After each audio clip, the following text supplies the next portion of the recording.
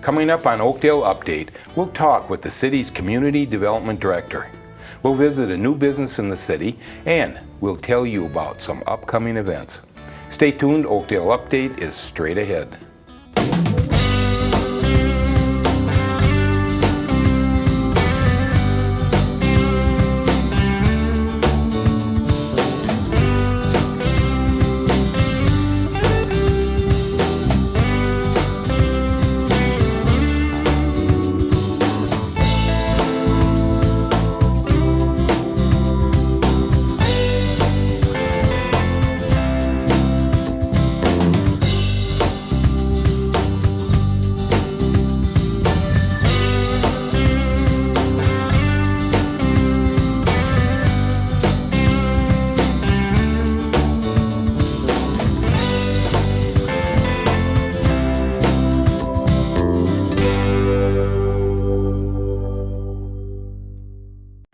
Hello and welcome to Oakdale Update. I'm your host, Frank Arcello.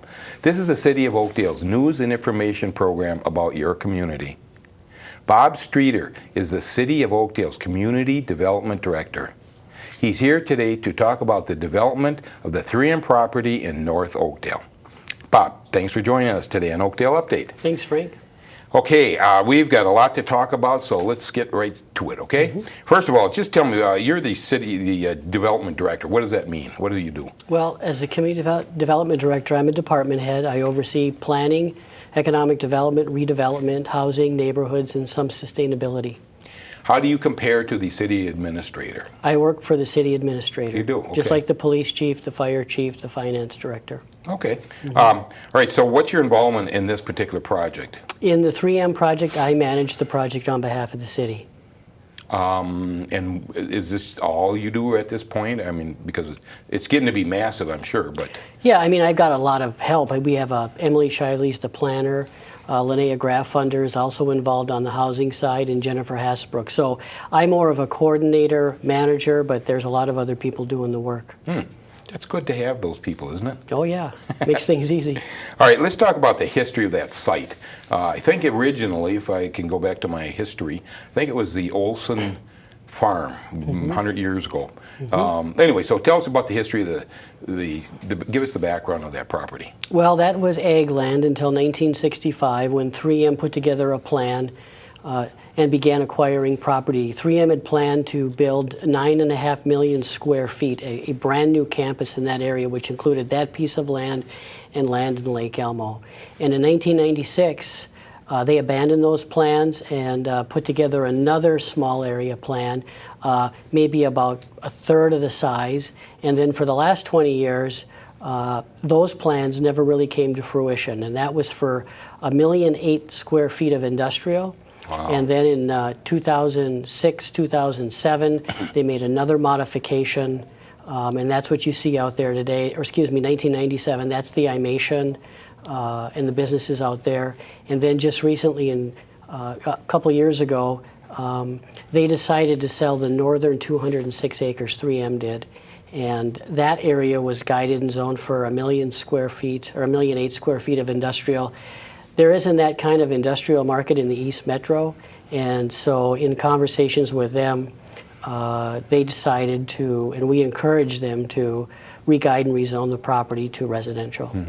How are they to deal with? Pretty good? Easy to deal with? Yeah, I mean, we don't have direct dealings with 3M per se. They have a purchase agreement with Maplewood Development to develop the property, so our interactions with Maplewood Development primarily. Okay. All right, now how big, you said that they were going to develop all commercial through there, or industrial commercial? 3M? Yes. 3M was going to do a new campus, 9.5 million square feet, so it's 25% bigger than the Mall of America.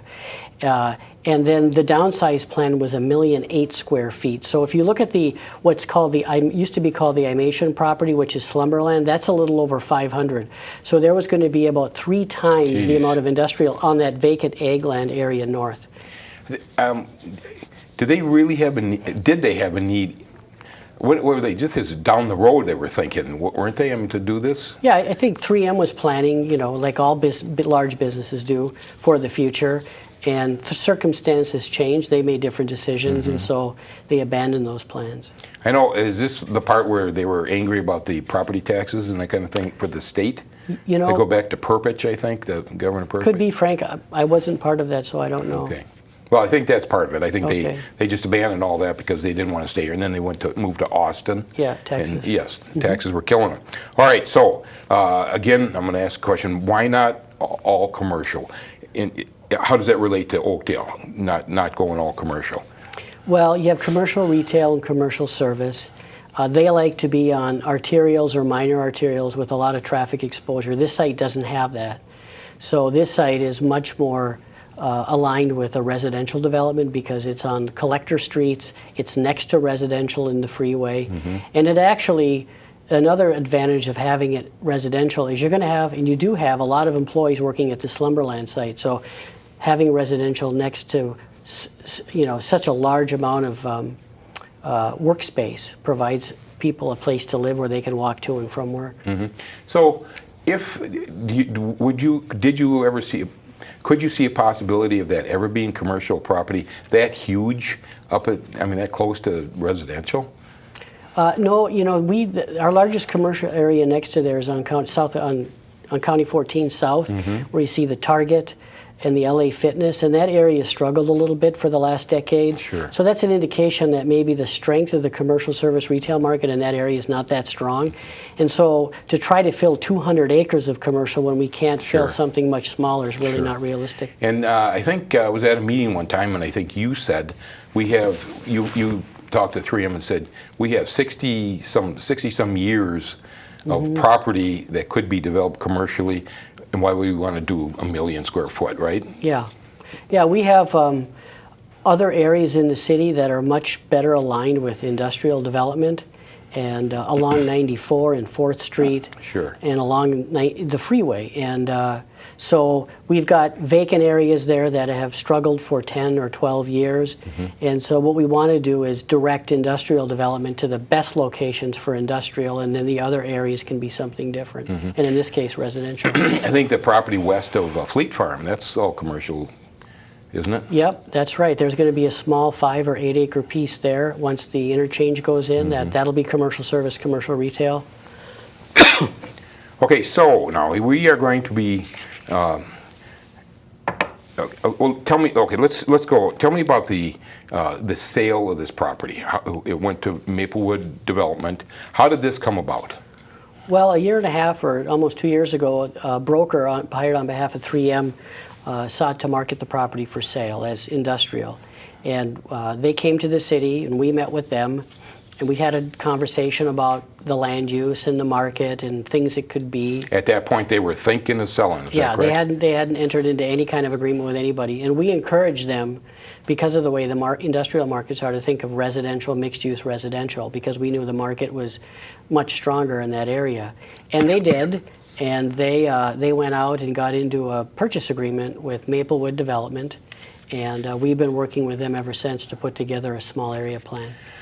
How did they pick Maplewood Development? I mean, to be honest with you, I haven't heard of them. There's bigger development properties or developers in the Twin City area. How did they happen to pick Maplewood? Well, there are a lot of good developers in the metropolitan area. I don't have any idea of how they picked Maplewood. Maplewood Development may have been the first ones in the door. I don't know, and they haven't shared that with us. Or it could have been the first one in the Yellow Pages or something, huh? Well, that'd be A though, Frank. Wow, the first one they ran into, close enough. Anyway, so they bought it. Now what are they going to do? Did they have a purchase agreement, right? They do. So they have a purchase agreement to buy this property. Right. And then what's the next step? Well, right now it's guided and zoned, and the infrastructure is set up to serve 1.8 million square feet of industrial.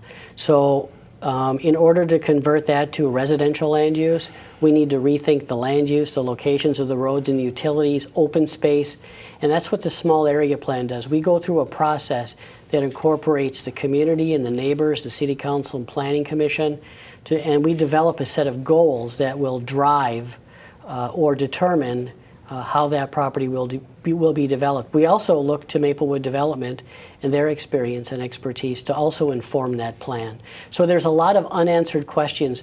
Those questions about infrastructure and land use that have to be re-asked again and re-answered in light of a significant change of use. There could be between 12 and 1,500 housing units at that area. So it's got to be planned well so it doesn't become a problem. But even more importantly, it's got to be planned well so we create as much amenity and as nice a neighborhood as possible. Okay, so that, my next question, and this is, I think you're lucky that you have this, the developing of all raw land. I mean, there's no other structures there. You don't have to work around them. There aren't 5 or 6 crappy houses or 5 or 6 beautiful houses that you got to work around. This is raw land. What's the advantage of that? Well, it's a blank slate. In other words, you're not constrained, as you said, by the natural environment, the built environment. You can kind of design an area in ways that you couldn't otherwise do. And so it's ultimately more complicated because when you have a blank slate, you have far more possibilities in what you could do and how you could do it. So it requires more thought and more planning. But you can do it, though. I mean, right? I mean, isn't it, in the grand scheme of things, isn't it easier to go to raw land rather than, like, say, a factory over here and this? You got to work around that. You've been around the block enough times that you've seen that happen, right? Yeah, it is. It's nicer. It's more interesting. But the opportunities are greater because you have so many options. With the built environment, you have fewer options, you're constrained, but a lot of times that requires the acquisition and the demolition of buildings, the remediation of contaminated property and bad soil. So different set of challenges with redevelopment, but both are interesting and both are fun. Well, that's because that's your business. Yes. You were in Columbia Heights, is that correct? Yeah, in Minnetonka doing that. So you had to do that. Columbia Heights was a problem child somewhat, wasn't it? They had a lot of redevelopment there. I think at one time we had 9 projects we were working on at one time, 9 redevelopment projects. And that was from, I mean, that's an old community out there too, right? 1890, I think they were established in 1898. And you had to do a lot of working around some serious problems, correct? A lot of contamination, a lot of contamination, old buildings. Okay, so at this point, or just recently, there were 3 potential plans. You want to tell us about them? So when we go through the small area planning process, you come up with alternatives. And really what you're looking at is the road network, the open space network, the network for stormwater and wetlands, and then the buildable areas. And like I said earlier, you can assemble those in many different ways. So through this process, the process developed 3 alternatives that the council could look at, that the neighborhood could look at, and Maplewood Development could look at. And each of them are looking at it for different reasons. And so the council and the neighborhood and the planning commission and the developer all look at each of those and they try to pick out the elements that they think best meet the goals that were established by the council through input from the community, developer, and staff. And then the elements from those 3 different plans are distilled down into one plan, and then that's the plan that gets adopted into the city's comprehensive land use plan and becomes, in effect, the law and the vision for the city council and the city. Okay, so who makes that final decision then? The council, our council, or who? Yeah, when it comes, the city council is the land use authority in Oakdale. So everybody else, neighborhood, developer, staff, we all advise the council, but it is the council and only the council that makes the final decision.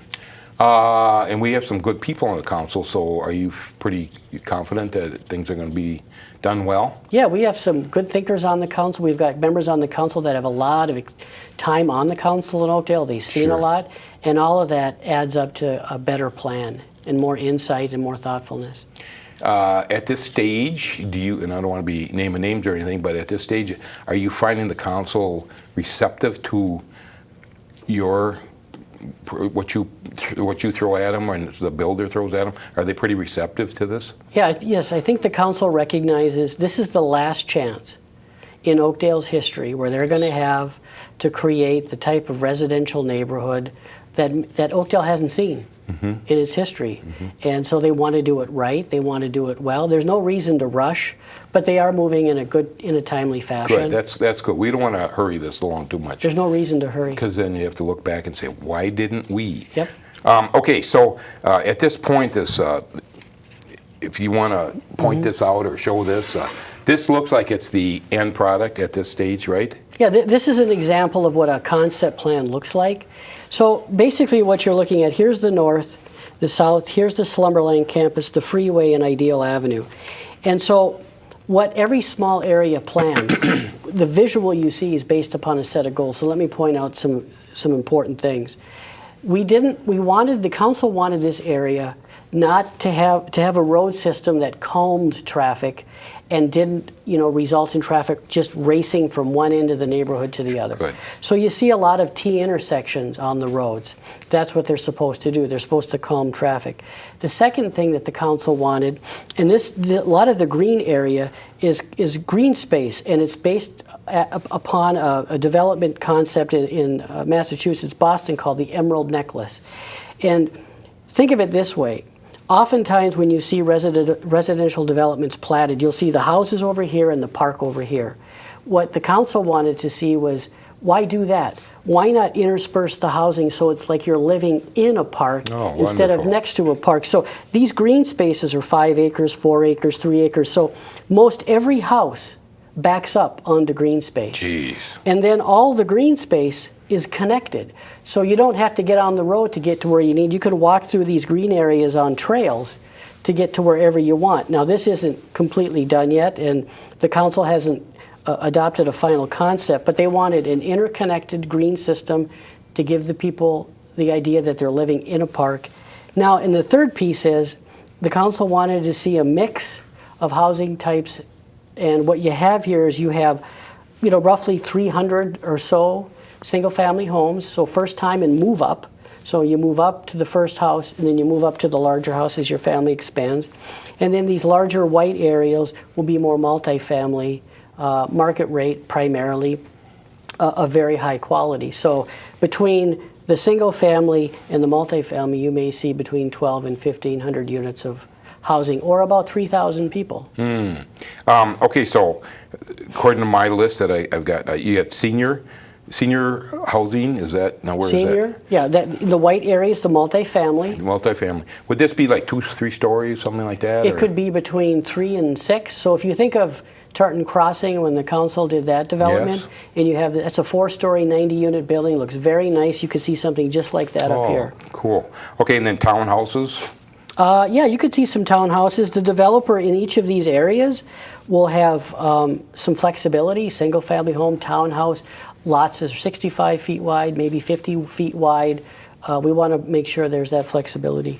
Okay, and then you said 2 types of single-family, lower price, and then upper price too, right? Yeah, the market study. Yeah, the market study showed somewhere between, say, 300 and 500,000 price points. Oh, that's reasonable. And then rental. Now, what would the rental be?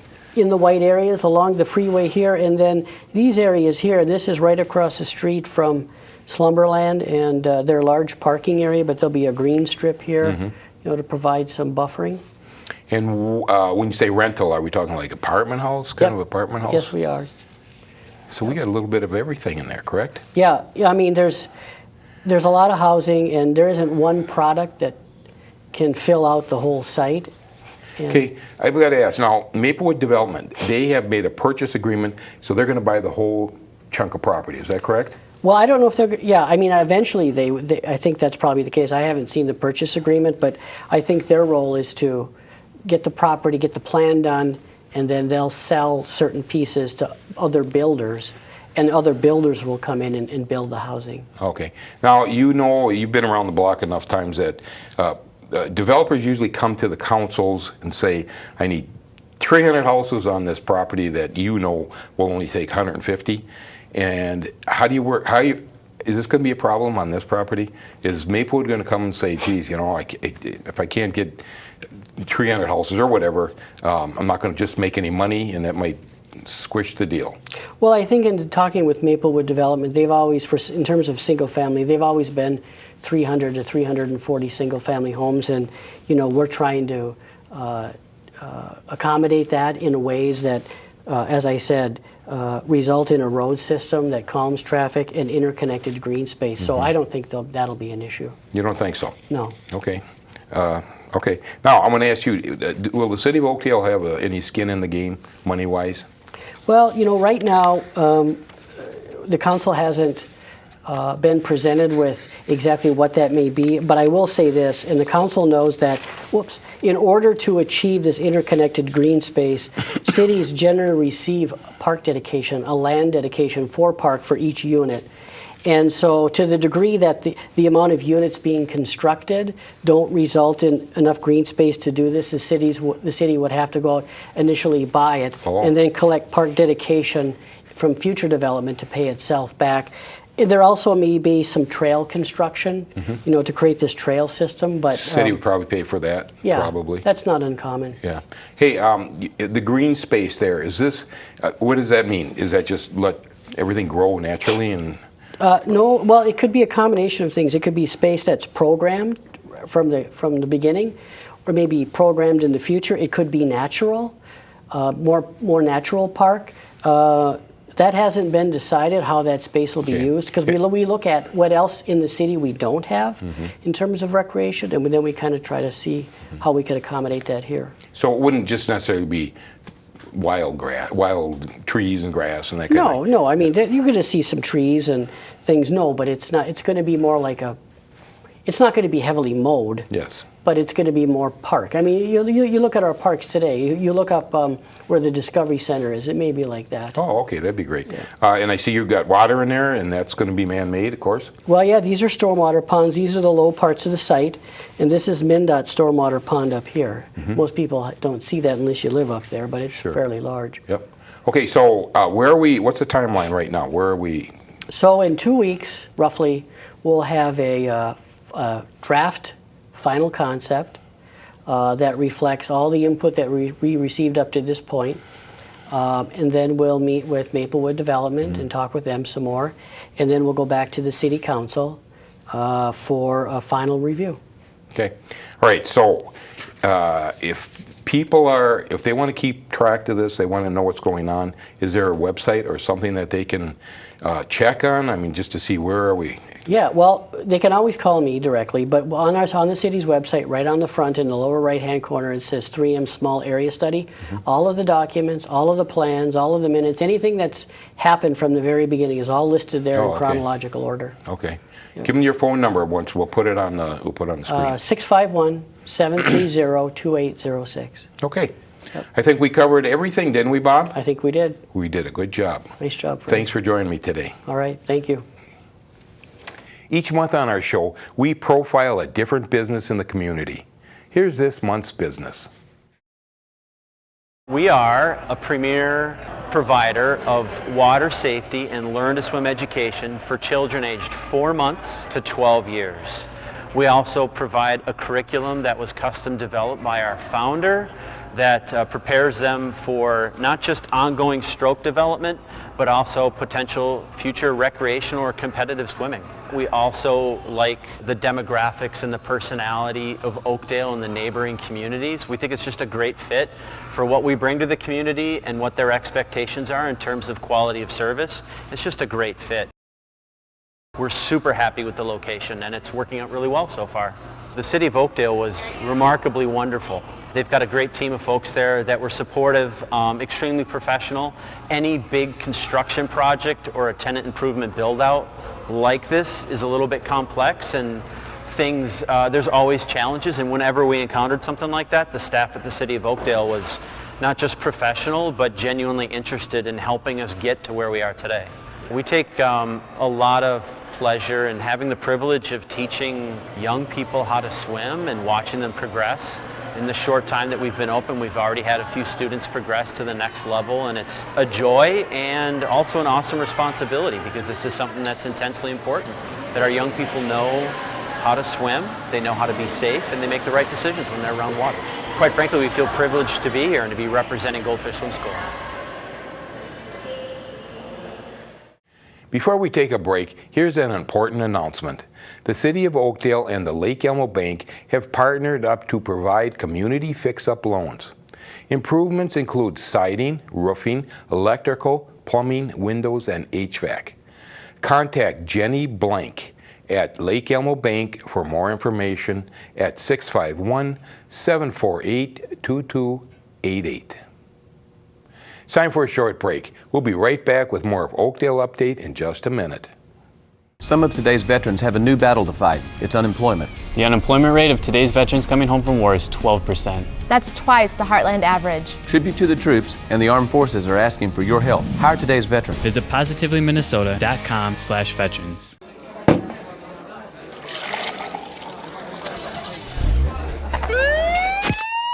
Extra DWI enforcement is now being served on Minnesota roads. Don't be what you drink. You're going to need me. You're going to need all of us. You're going to need the next generation of leaders to face the challenges the future will bring. And we promise we'll be there when you need us. Did you go tanning? You're getting so tan. We need some sun. Protect yourself. Protect your friends. Stop tanning. Learn more at spotskincancer.org. Welcome back to Oakdale Update. We're almost out of time, but first here are some upcoming events. The Farmers Market takes place every Wednesday through early October. It's a great place to pick up a variety of fresh fruits and vegetables, a bouquet of flowers, a loaf of bread, dessert, and so much more. In addition, each week, visitors will have the opportunity to check out the community booth to see what is happening locally. The Farmers Market takes place each Wednesday from 2 to 6 in the City Hall parking lot at 1584 Hadley Avenue. Other popular events coming up include Touch-a-Truck, which is Tuesday, September 12th from 5 to 7 p.m. at the City Hall parking lot. The Family Fun Inflatables event is September 16th from 11 to 4 at Walton Park. And the Oakdale Area Business Showcase is on October 29th from 11 to 3 at the Oak Marsh Golf Course Clubhouse. That's all we have time for this month on Oakdale Update. For everyone at the City of Oakdale, thanks for watching. We leave you this time with some highlights from the grand opening of Oakdale Dog Park called the Bark Park.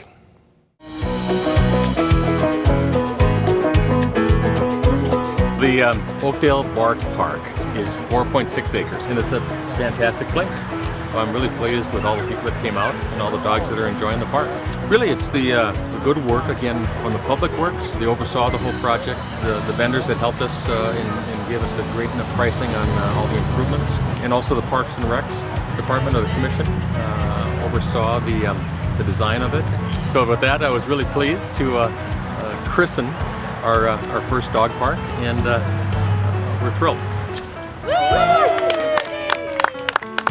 We're in walking distance too. We can just walk on over here with the little one, put her in the stroller, and let the dog run so he's not cooped up in the backyard. He's a pretty social guy, so he sees other dogs and he wants to go say hi. It worked out great for him. He couldn't be happier.